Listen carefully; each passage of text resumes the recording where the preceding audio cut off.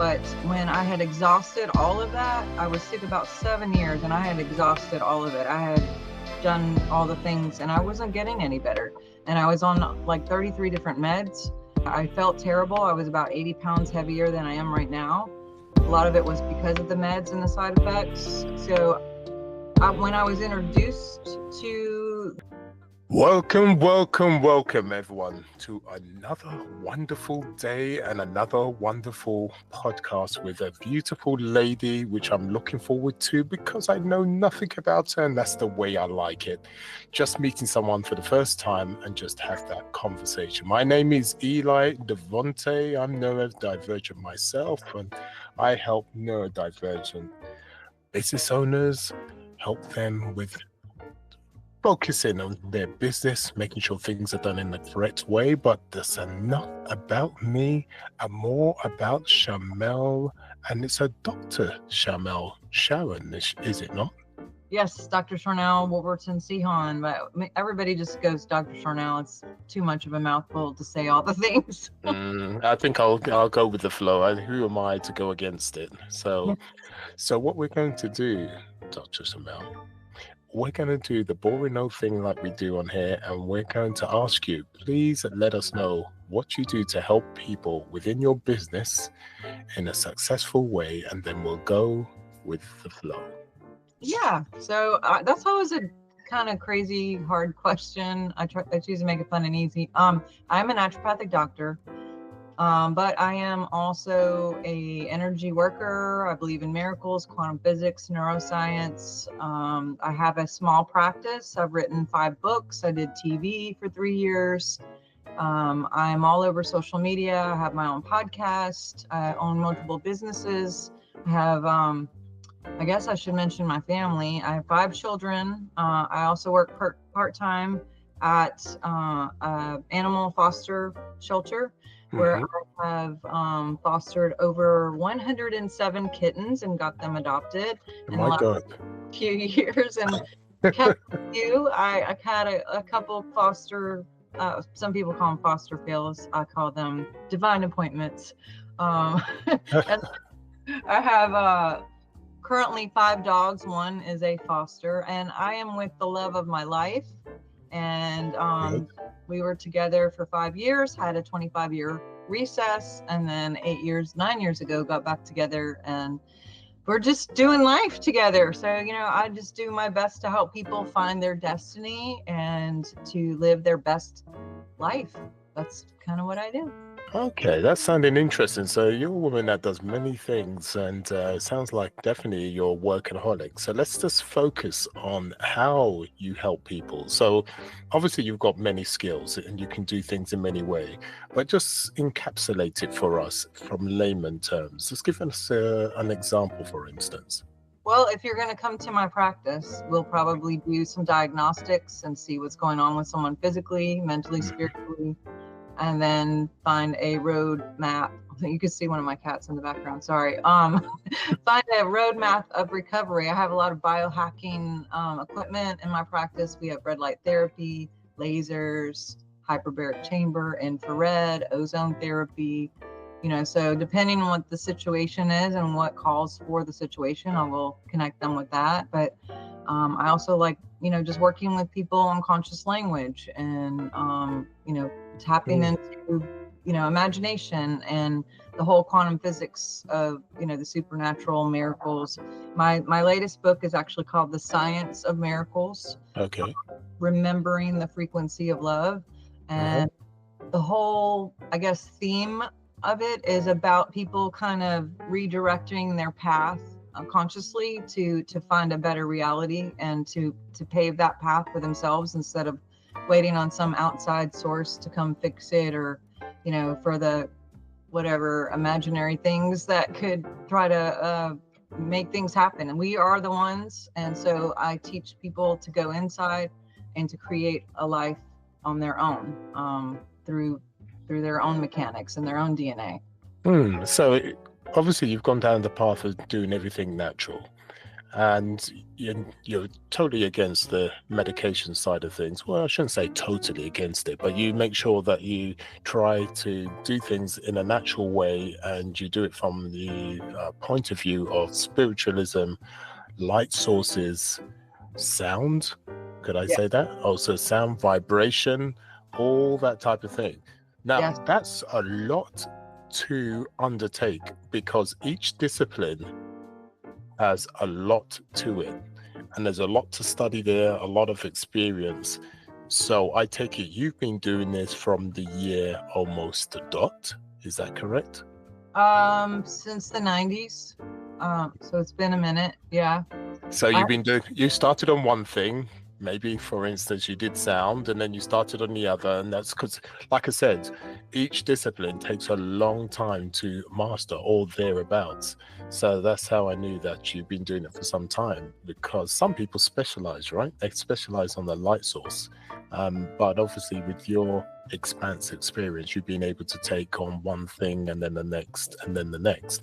So while we know this, I take it the reason why you've learned so many disciplines, because each discipline is good for specific things. So specific things when people are sick. Is that correct? Rather than one for all? Yes, absolutely. I guess so. I personally had a thing where I got myself into being sick on my, in the past as well. And so my first guinea pig was me. I actually came from a very Western approach growing up, because my dad was military, and we talked off camera about living overseas. I lived in Germany and London, and then I went back to school in London. But I did whatever doctor said. The military is very Western. But when I had exhausted all of that, I was sick about 7 years, and I had exhausted all of it. I had done all the things, and I wasn't getting any better. And I was on like 33 different meds. I felt terrible. I was about 80 pounds heavier than I am right now. A lot of it was because of the meds and the side effects. When I was introduced to a different approach, it was actually by an MD who is very kind of practices more electronics frequency. He uses aromatherapy and things like that. And so I started out probably more on the aromatherapy, like herb type thing. But going back to your question of, did you start with one thing? Because this doctor that I'm entered under had an office full of all of the equipment that I mentioned, literally jumped into all of it. And I was just like, okay, then I just learned it all. I was like, why not learn it all? And not if we have access to it, let's do it. Like, let's not leave anything off the table. Okay, so the illness that you had, what was that illness, and how did that come about? Yeah, I was dealing with cancer at the time, and it was very scary. And of course, when people hear that word, some people tend to it's a frightening thing to hear, and they associate it with death. And we all know people who have died of it. So there's a program there of just assuming or coming into some agreement of that. But it was a big teacher for me. It was a catalyst for me to dive into a lot of different things, to fix and reverse and kind of go back to what I was doing and see, like, well, what is it that got me here, and how do I get out of this, and can I get out of this? And And you, at the time, before you started going the natural route, you were taking all these tablets, and it was 33 different types of tablets. Is that correct? Yeah, it was mental gymnastics, because at the time I was a conference speaker, and I literally had my own suitcase full of the pills. It was like mental gymnastics with how to do it, because it was like these two had to go together. These two couldn't go together. These three had to be at the same time. This was milk with food. This at night. This at day. This 3 times. Just keeping up with all that was just. Yeah. And it's quite dangerous too at the same time. And at what point did you think that something had to change when you were taking all the 33? So why didn't you just keep on taking those tablets? What happened for you to then think, no, something's got to switch? That's a really good question, because for years, I had a ton of side effects, and that's kind of why I got so many. Ah, I started yeah, this one, and then that would have side effects, so I got to take this to counter that one, and that yeah, would have some side effects, and this would have to counter that, and yeah. it was just, and the time, dude, Eli, just to go to the doctor, sit and wait, you know, Mm, keep on having to go back, and then they send you somewhere else. In the States, it's so weird, go here, go there, and it's a circus. And mm, mm, even to get a refill, they won't let you do it over the phone. You have to go in and sit, even if you're not sick that day, go in, and then you're sitting around all these other sick people, and maybe catch something on the way home because you were there for 2 hours and no one's mm. ever on time. You could spend a whole day just to get a refill. It was just exhausting. So going back to your question, I got super depressed and Mm-hmm. very hopeless feeling, and was just like, I'm so over this. This is the first time I got sick. This isn't the cancer. This ended up being something else. But um, I I didn't want to see anybody. I didn't believe in anybody anymore. I was just completely like had given up. And until I was teaching a dreams and visions conference in another state, and I came with my little suitcase, and Mm, people who were hosting it were like, watching me pop these pills all the time, and they're probably like, what is going on with her? And finally they asked me, so what's up with all this? I was like, oh God. And it's like, yeah, I've had a low grade fever, I feel sick and achy, and I've gained all this weight, just, and they're like, you should go see this guy. And I'm like, yeah, I'm okay, it's cool, man, we don't need to do that. And they're like, no, really, he's different. And I was like, yeah, everybody says that, it's fine, I've mm, talked to mm. something too. But they were right, and it was a life-changing thing for me. And so yeah, I begrudgingly went. Mm-hmm. When I went, the guy is phenomenal, and he has mentored me over the years. I ended up going back to school to Okay. be a doctor because of this guy and a couple of other people that he introduced me to. Uh-huh. And that just literally led me to this whole brand new path. And actually, I went to school to learn more because I was still doing conference speaking, and Okay. I would see these people, and they would see the changes in me, and the weight loss, and my skin was different, and I seemed happier. And so they'd say, well, what did you do? What happened? And then they would want me to teach on that, or they would send me their friends and say, well, can you help her? And I Mm-hmm. felt like not capable, right? So I was like, I should go to school because I'm going to have all these people, and I'm going to need to help them. I never thought I would have a practice. I was always doing it for the point of like teaching and conferences. Of Um, course. but then over the years, I ended up getting sick again, and that's when I got C, as just traveling 6 planes a week, constantly 51 countries, working 120 hours a week again. And you think I would learn the first time, but I had to really remember balance, Mm-hmm. and go back to the basics and start over again. And so yeah, I this time this time it's been since 2016 now, and I'd like to say I'm better balanced. Do you have a problem with that too? Is it just me? I don't know. No, I don't have a problem with that at all. But we were talking earlier on, just before you came on, you said you have a form of neurodivergence, not quite, but a form of what was that you was about to speak with me about? And I Yeah. stopped you and listeners, I stopped her because, right, we're supposed to be speaking about this live and direct, uncut. So she's just about to start off now. So what was that, please, if you can say? Yeah, so and now that you're saying that, I wonder if that goes with any of this stuff that I'm saying. But so it's called Dyscalculia, and I didn't even know that I had it until in the mid 2000s. And so I just thought I was stupid. Like Dyscalculia has to do with math and equations, and Okay. finding places on the map, and now we have all kinds of technology to help with that, thank God. But space and time, and anything with numbers. So you have issues with spatial perception and with time perception.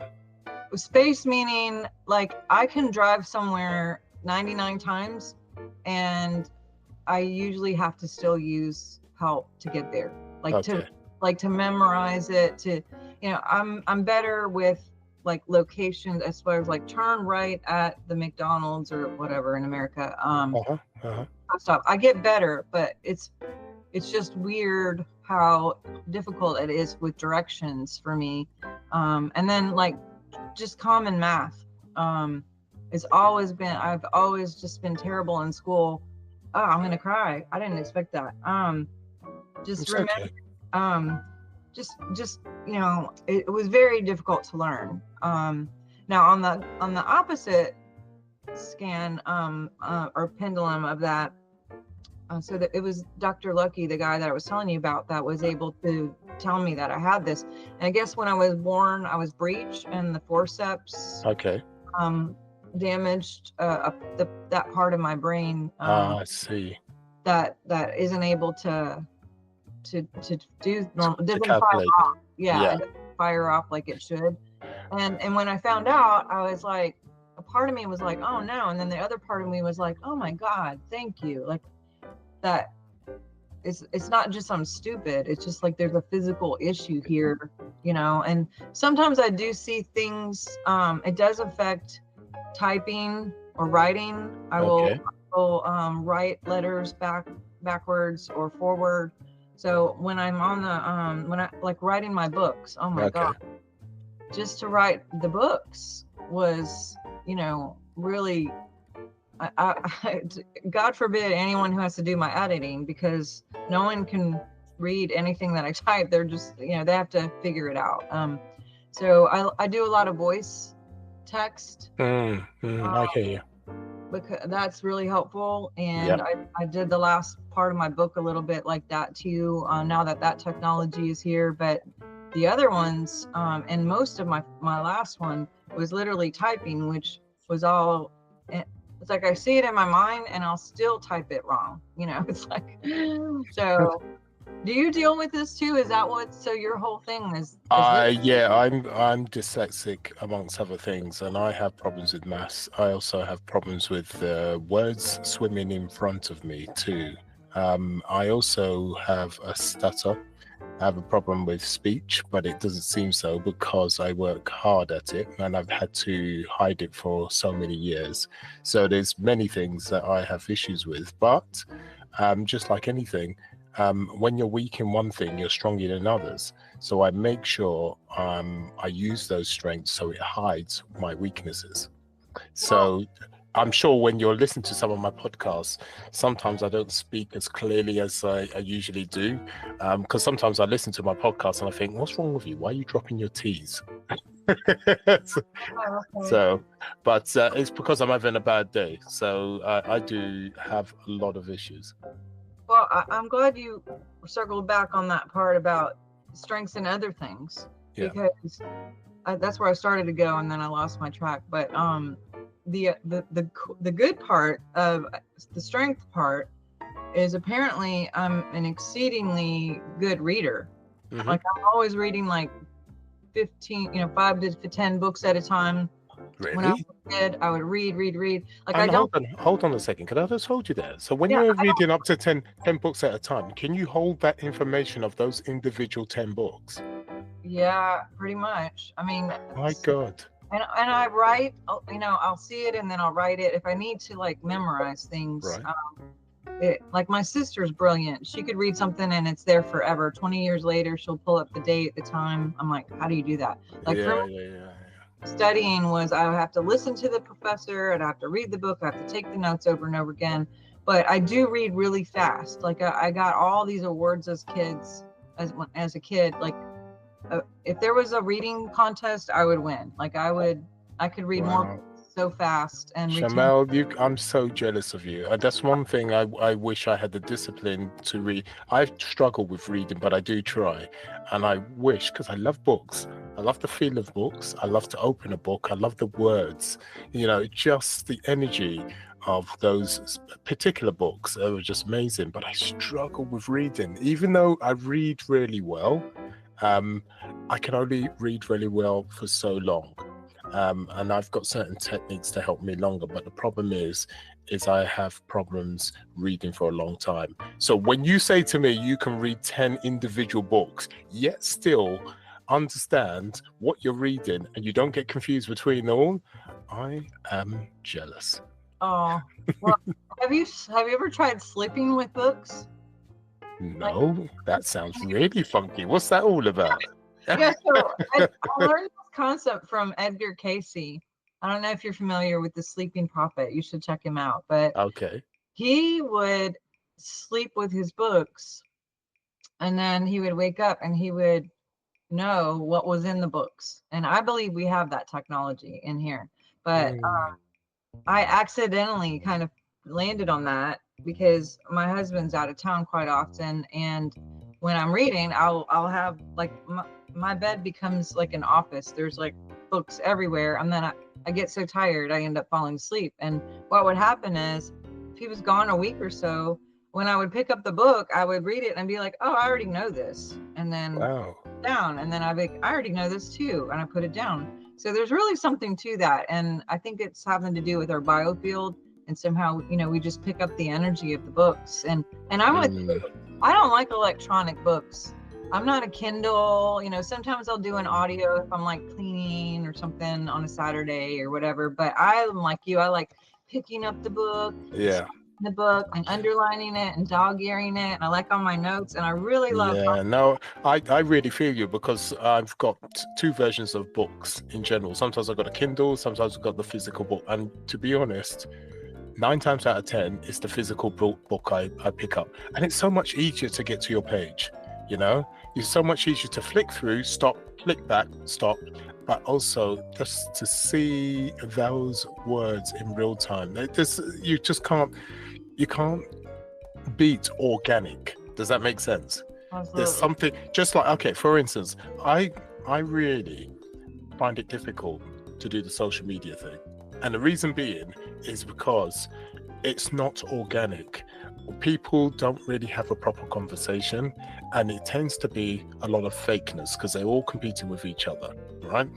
But if you have those same people that you've seen fly past your timeline and you had them in a room, a completely different conversation and a more in-depth conversation, that's organic. You just cannot beat an organic book, an organic conversation, or anything organic. For me anyway, works for me, organic. Well, I like getting old books where someone else read it and then seeing what they wrote in there and their little notes and their highlights. Oh, you're one of these nosy ones, are you? Yeah. Well, it's like, well, what do they think was important about this? It's like, maybe that's important to me too. But on the social media aspect, I agree. There's a lot of competition. There's a lot of fake, and then there's authentic too. Not everything is, but I will tell you, you mentioned the thing of people in a room. The thing that I really don't like about social media is it's strange how someone can like couch potato quarterback like somebody else's life and like get on their page and then like start an argument or disagree with them. And it's like going back to your in the room thing. Would you ever go to someone else's house, knock on their door and go, hey, I don't like the thing that you said or did, or at a grocery store say, I don't like your shirt and that's true. Hair is awesome, awful. Yeah. No one would do that in real life, but on social media, people can just say whatever and then they dart away and they don't have a consequence, Have your own say. I would say that. Most people wouldn't, but I would say that I'm quite straight. But you're totally right. Most people, they just wouldn't do that. I mean, they're brazen because they're behind the screen. I get you. They can be quite rude because they're behind the screen. And also, fake confidence. Not necessarily that's a bad thing, but because they don't have to engage one-to-one, eyeball to eyeball, then you tend to find people aren't who they really are. And that's not to say that doesn't happen in the organic world. Of course that does. But more so, I tend to find that online because it's far easier to do that, right? You could look rough behind the screen. You know, your personality could be A, B, and C, but obviously you can say what you want to say, but without being accountable from the point of view. You know, when we're face to face, the tone of my voice lets you know straight away what I said is genuine or not. But when you're doing it in black and white and typing on the screen, you can hide very easily. So it's quite complex. There's no right and there's no wrong. But yeah, I'm more organic. But listen, you know what I'm curious about? Now you have, I can't pronounce it. Now you have this condition. What do you call it? A Dyslexia. Dyscalculia. Dyscalculia. All right, forgive me. Now you have this dyscalculia and you have the issue of processing maths, figures, space, time, etc. Now, it was very difficult for you when you was at school. Difficult for you when you was dealing with maths. Take us back to that time so we can understand how difficult it was for you. Where did this all start? Now you've got hindsight. Now you have hindsight. Where did it really start? Yeah, I mean, from birth. So, school was, anything math was horrific. It was traumatizing to me because I could excel at all these other things and I seemed normal, like to me, but then when it came to this one little aspect of my life, it was just, and I didn't know that it was a physical issue. So it was, I just felt dumb, like on the ACT, I took it 3 times. I know you guys don't do the ACT, but I would score like a 26 or a 30 in reading, which is really, really extraordinary. And then I would get like a 10 in math, which is unheard of. Like no one can get a 10. You'd have to be this person to get a 10. And I would do it again and again. So it would bring my numbers down to like an 18, which it's barely getting into college with that number. So and I had tutors and, I can remember, I'm going to get so sad. My dad with flashcards for multiplication tables. Oh my God. The trauma of that over and over at night, and just him being so disappointed in me and so frustrated because it just wasn't common sense to me and just to remember. I wanted to please him. I love my father, and of course I want him to think I'm brilliant and proud of me. And I hear you. It's terrible. I just thought there's something really wrong with me, and I had no way of fixing it and understanding how to fix it. Now that I know, if I knew then, and I think if my parents knew then, this is what's wrong, I think everyone would have been a little more easier on me, and I would have been easier on myself. My mother is actually legally blind, and she could see just a little bit, but she, for a long time, would refuse to use a stick, like when we would go in public. And so people would go to shake hands with her, and she wouldn't see it, and people would think she was rude, and they would say things, or they'd say things to me, or she would bump into them, and I'd say, Mom, just use the stick because people won't be so frustrated with you, and they won't be mad, and they won't think you're rude. And that's what I'm saying is like, people can have a different perspective if they know, oh well, this is what's going on, and there's a little empathy and a little more grace, instead of just being upset with myself and other people being upset with me because I can't perform, Yeah. And you had that support, that loving support from your dad, and he tried so much. And I understand that he's trying to help you and thinking, why is this not happening? Where else did you get the support, and where else was your frustration when you got that support? Well, I finally did get support. My now husband, who I met at 17, he tutored me, and without him, oh my God. And I had some good teachers that really helped. Now, what's interesting is geometry. I can't, anything fractions, anything basic math, anything, I know algebra. Oh my God, like calculus. I don't know what you guys do in England, but now they even go to like calculus 1, 2, and 3. We didn't have that when I was growing up. But when it came to geometry, shapes, geometry, fine. I did great. When it came to quantum physics, totally fine. That was my favorite subject, just quantum physics. But just the numbers and the math, it was just, oh God, couldn't make sense of it. I have support now. I think my parents understand, and they have grace for me if they tell me, hey, can you go drive over to blah blah blah, and I'm like, can you give me the directions? It's like, and then we have these beautiful iPhones that have map quests, and they make a difference. They're wonderful.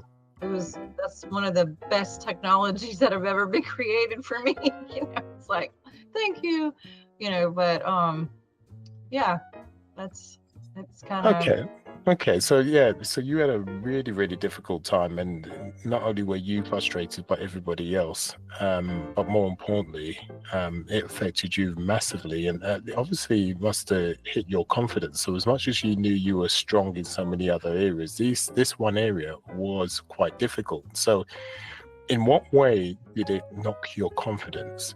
In way interacting with people, teachers, going places, whatever the case may be, and now you see with hindsight, how did it knock your confidence, and in what way? Yeah, I think to add on to the competition-ish part is my sister is a genius. I don't know if you ever watched the show Doogie Howser when you were a kid. They had that in the States. It was like this kid who became a doctor at like 12 years old and like went to college, and that's my sister. Like, she is legit high IQ. My husband is way up there in his IQ. He doesn't rub it in like she does. She's just so I had that other aspect too of kind of always feeling less than,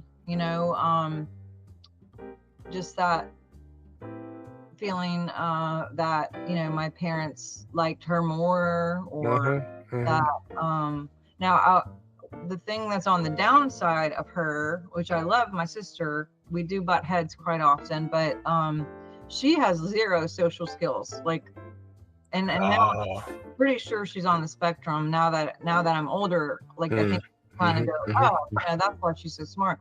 And just zero social skills at all. I, on the other hand, was always the president of my class, leader. I would, with the president of FCA and all, like very social, voted most friendliest in my high school and my call, those kind of things, like very social.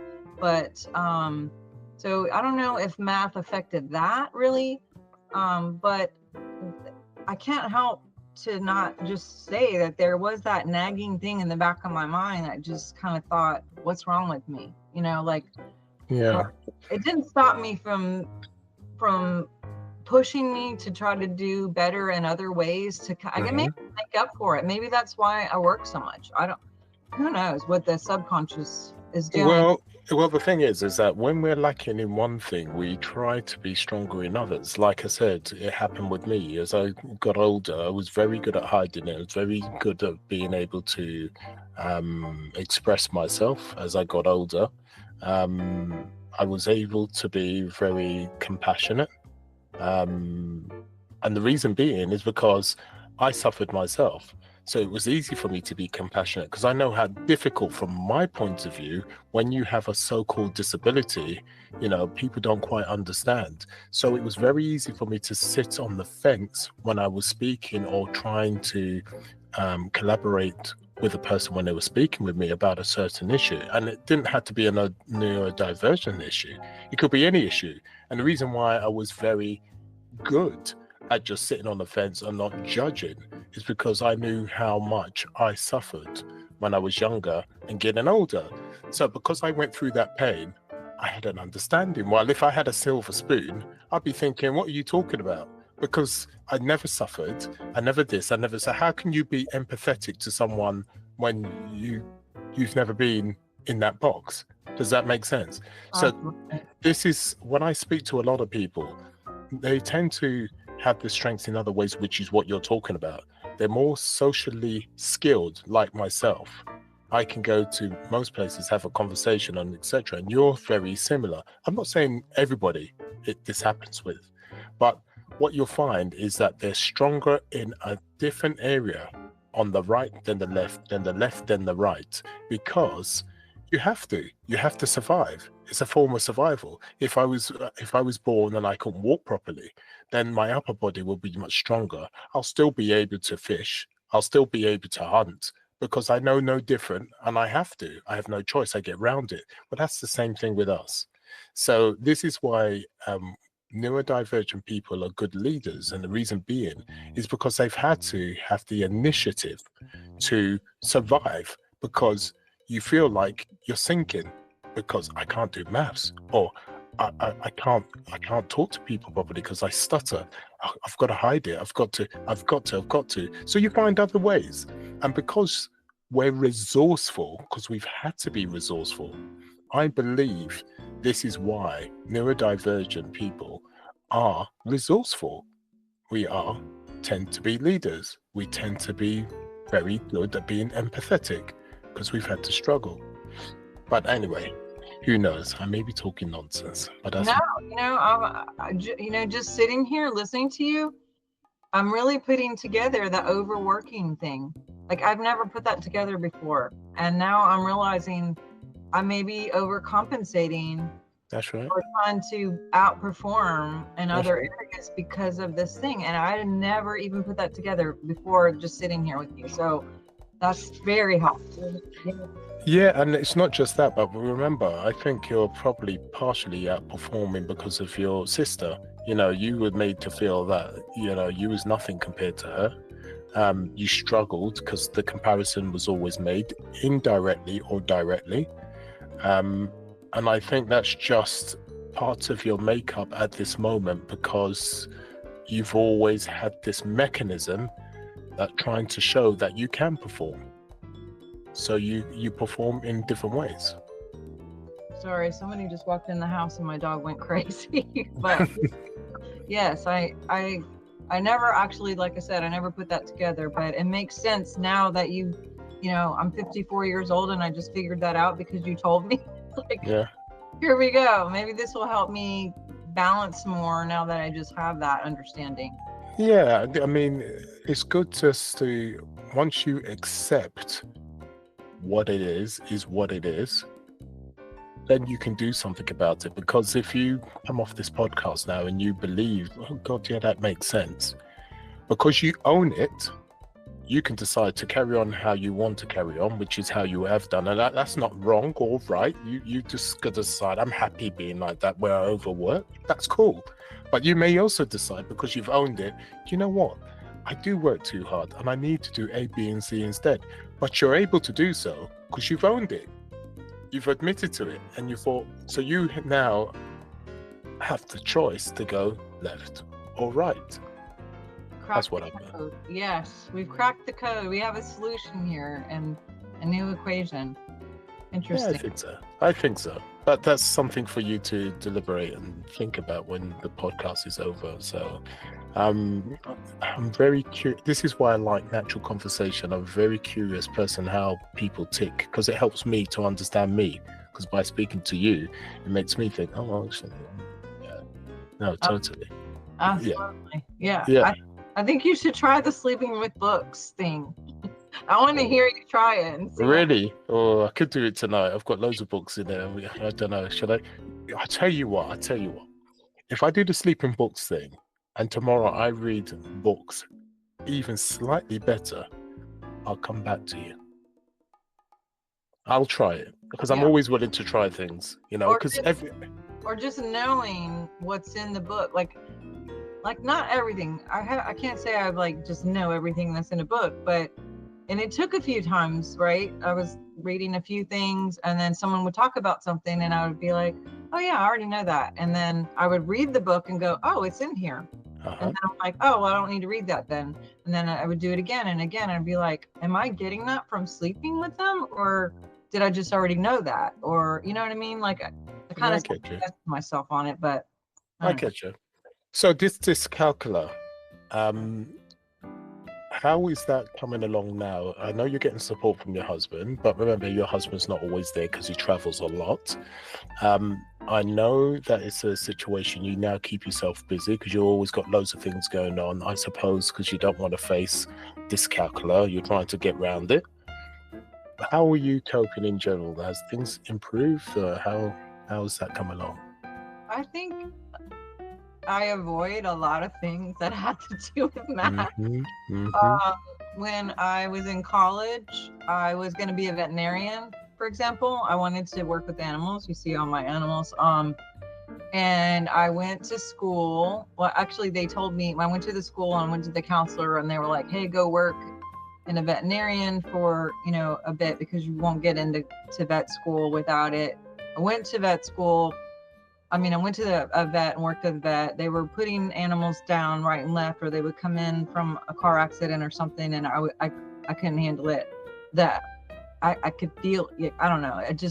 I felt terrible. I couldn't do it. So I went back to the counselor, and literally this is what I said, Eli. I said, okay, what can I graduate in that has the least math? Like, give me that one. That's what I'll do with the least amount of math. And what came back was actually, I really wanted to do religion and spirituality, but the college that I was in, this is a long time ago, but they would not allow women to major in that at the time at this specific school, which is really stupid to me. Oh yeah, it's changed now, I'm sure. But at the time, if I didn't have the right body parts, then I couldn't be in ministry or whatever. And that's not my path anymore. But so I went with I literally said to them, what can I major in with the least math? Because that's what that's what changed. So I ended up going in wellness and kinesiology, which is which happened to actually be a good base for me to get into med school, because it was just a stepping stone of still being in the health field and then just going up. So, but yeah, I even determined my life, path based on that. I know, just trying to sidestep your dyscalculia. I don't blame you, to be honest. I really don't. Okay, so just let me know, when it comes to your business, how do you help people within your business? Is it from a point of view of one-to-one as a group? Or do you still do your corporate speaker relationships? I do a little bit of everything. I thought you were going to say, how do you deal with math? And I was going to say, I have a tax person, I have an accountant. Thank God we have calculators on our phone. Otherwise, I'm just like simple, give me 20 and here's your change. Forget it. It just isn't there. But to your actual question, I do still speak at conferences, not to the level of 6 planes a week anymore. I do retreats. I prefer as many people as possible to say one time the thing, so I don't have to do the one-on-one. But I do enjoy the one-on-one when people come to my practice and make appointments. So, and I also do remote. So I do remote outcome mapping. I do remote coaching for conscious language. I do remote Biofield, biofeedback. My co-host for my podcast is actually in England. And some people will say, well, how do you do that so far away? I've worked on him long distance and had him running on my machine because of a shoulder issue. Okay. And I had to turn it off because I had a client in person and I had to use the machine. And he literally WhatsApped me 10 minutes after I turned it off and said, hey, did you just turn it off? Like Hold on. Just hold on a second. I don't quite get that. Hold on. So he's across the world in London. How does that work? So you're in America, you've got a machine going, he's in London, he's got a, how does that work, that cross? It's insane, but I do it in Australia, New Zealand. My grandmother had fallen and she's across the country in Montana. I'm here, and the doctors couldn't figure out what was going on. I said, well, send a screenshot picture to me. I sent it, I put it in the software, and it showed that she had a UTI and she was dehydrated. So I called the doctor and I said, she has a UTI and she's dehydrated. And they were like, okay. And so they tested her, and sure enough, she was. And I was able to send her frequencies to help heal that. Hold on. So I'm just trying to get my head around this. So let me get this right. So you found out the frequency needed. I understand about sound. I do understand about that. So you found the frequency, and I take it he or whoever across the world had the similar machine and they just had to just no. No. You're saying no. You don't What? have to have the machine. So there's a technology called Evox where a person will speak and send me a recording of them speaking for 30 seconds. Okay. And they send me a selfie. Literally, it can't be a picture from 10 years ago or whatever. They have to take it like in person. And the software can read the biofield, which most people have about a 4 to 5 feet field. And then they combine that with the Evox, which is the voice technology that can hear what may be missing or what's out of balance in your whole body based on how you speak. And they combine those things. And then the extra step is they customize frequencies based on those diagnostics and send it back to you right away. And I know what you're thinking. I thought this was weird too. And I'm like, they can't do this. No, I understand this because you're talking about the images to do with the light, that's a frequency, and you also talk about the voice, that's a frequency. If the voice is missing a certain frequency, it means certain things are happening. It's the same thing with the light because everything is energy, and if something's not quite right within the energy, it will show up within the signature of that energy. So by the time you combine the two, you can tell one from the other and then you put the whole story together, and that works. Yeah. I understand that because I understand about pure energy and how it works, and that makes sense to me. It won't make sense to a lot of people out there, listeners, but trust me, I believe in all of this because I understand the underpinnings.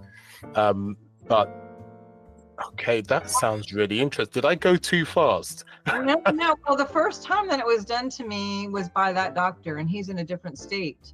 And I just thought, he was like, I have this new technology. Can I try it out on you? And I was like, sure.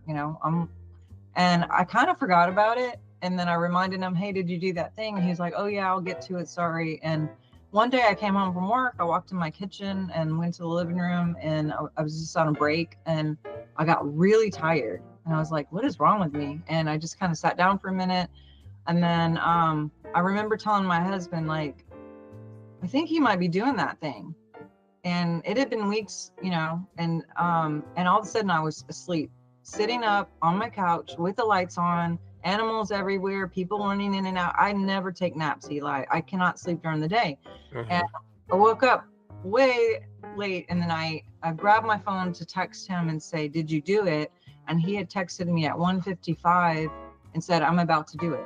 And I was like, and he did that twice, and both times it knocked me out. It doesn't knock out everybody. The third time I had the opposite effect. I had cleared so much out of my field that I had this ATP energy of like a cleaning. I mean, I cleaned out like 23 things of garbage out of my house, and just all the things I hadn't caught up on, and just surges of energy. But it's real. And I still was like, this can't be real. But I was in my car and the satellite radio went out and it blinked up this 800 number.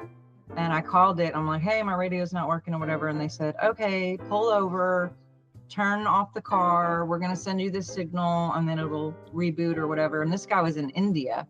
And sure enough, he like rebooted my car from India, and the satellite came on like 15 minutes later. The next day, my television went out, which is DirecTV. I called, and this person I think was in Singapore, and they're just like, blah, blah, blah, blah, blah, do this, do that, turn it on. We're sending a signal, and it came on. And I put all that together. I'm like, well, this is the same thing. They're just like booting me like a tuning fork. They're beaming me some frequencies, and it's tuning me up, It works. Oh, God. So what I'm going to ask you, would you be willing to come back after doing a test on me, and then we can tell the listeners what happened, how it happened, and if anything positive came back from your analysis? Would you do that? Absolutely. That would be fun.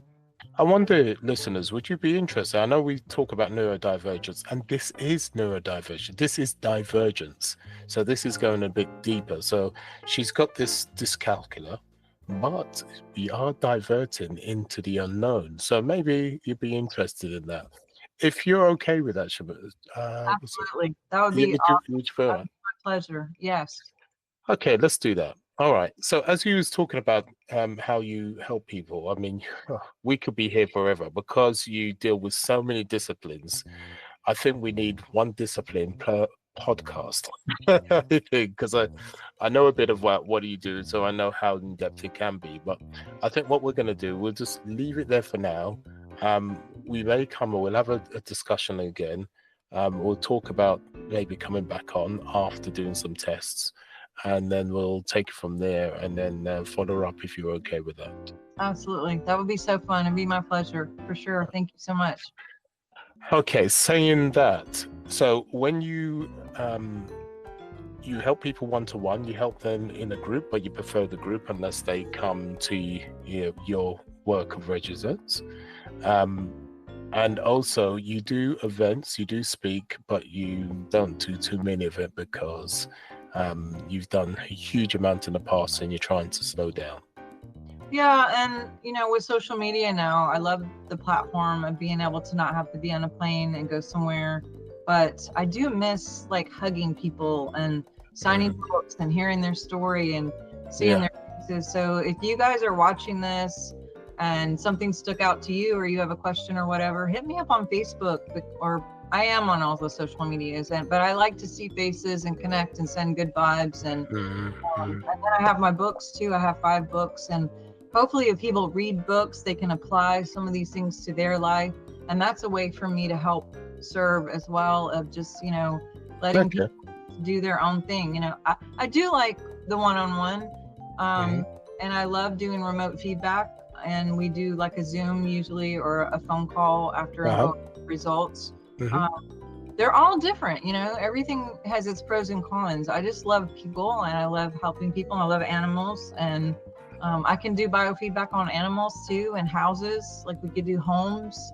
So it's fun. Okay, so let's briefly just go over your books. You said you got 5 books, so let's go through one, then the next, but keeping it brief so people know what books you have, what they're based on. So and then maybe what we can do, we can link that in the show notes so they can get straight to your books too.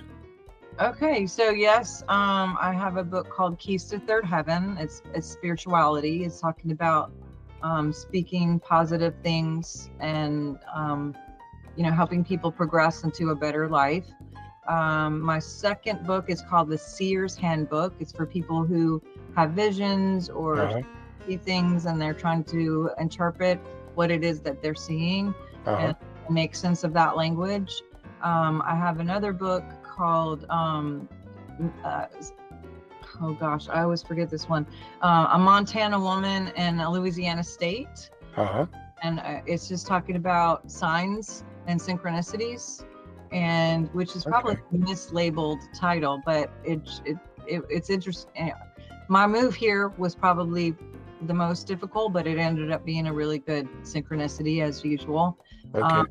My other book is, my last 2 books are The Science of Miracles, which goes into a lot of formulas, believe it or not, equations and patterns on how to repattern your life through conscious language and outcome mapping and just mindsets and belief systems.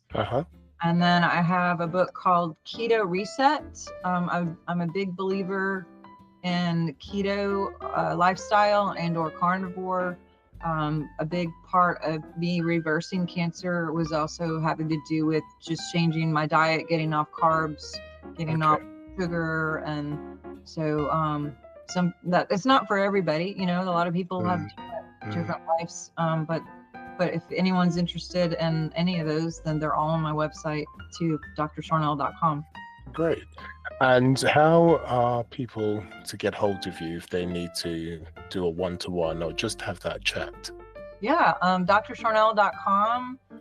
You can sign up for soul audits, outcome mapping, coaching, biofeedback. There's all kinds of workshops if you just want to learn how to muscle test or learn about divine partnership or outcome mapping. If you don't want to talk to me, you could just take the class. I have one on there about crystals and decrees and essential oils.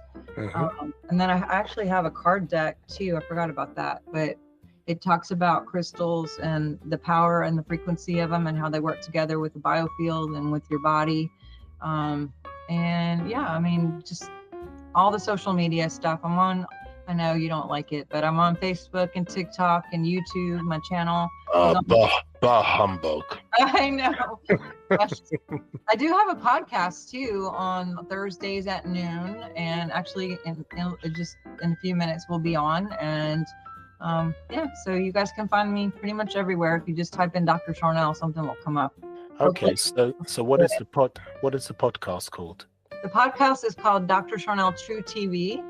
And it's about living true and embodying truth. And we have a lot of different people come on that talk about the supernatural, the paranormal, health things, that kind of stuff, miracles, Okay, cool. Experiences. I love all that kind of stuff. So as you can see, listeners, if you need someone to see things from a natural point of view, if you're not too well, you want to try something a bit different, you can see why she's in this space, and she does well in this space because she's had to live a life where it was difficult for her to be her true self and try to navigate life in a specific way. She went through the cancer, and with 33 combinations of tablets. Oh God, who wants to go through that? But by taking that journey, she understands through proof and through her way how she can help from a natural point of view. So if she resonates from you, if she resonates in a way that you feel she may be able to help you, or you just want that conversation, you have nothing to lose but time itself. Sharnael, thank you for your time. I really do appreciate you. Thank you so much, Eli. And I look forward to doing our biofeedback scan. And thank you for what you're doing and bringing awareness to this whole topic. It's beautiful the way you're talking to people and allowing people to experience what they're going through and help people not feel so alone. I appreciate you so much in your work. It's really important to me, and there's a reason for that, but I won't go into it. But thank you for saying that. It's very important that I get the word out and people do not feel alone, and shorten the curve of pain. And I try my best. But in the meantime, listeners, we say goodbye to her and thank you for her time. And I will say goodbye to you by saying sayonara.